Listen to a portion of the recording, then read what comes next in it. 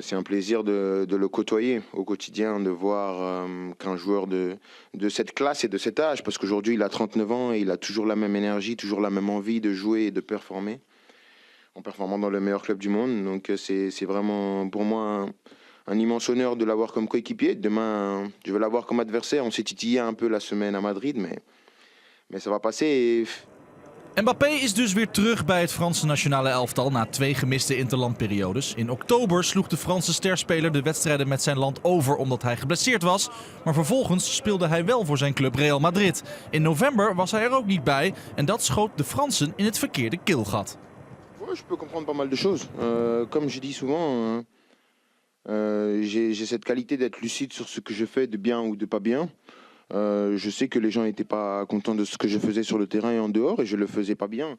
Après, peut-être que j'avais des raisons qui sont explicables ou non, parce qu'il y a des choses qui étaient explicables, mais des choses qui ne l'étaient pas.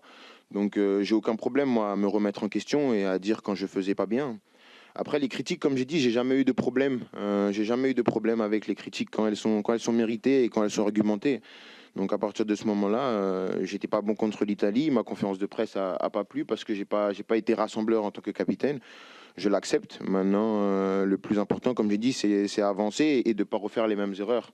À partir de ce moment-là, quand tu viens et que tu répètes pas les mêmes erreurs, on peut appeler ça une erreur. Si tu le refais, c'est volontaire. Donc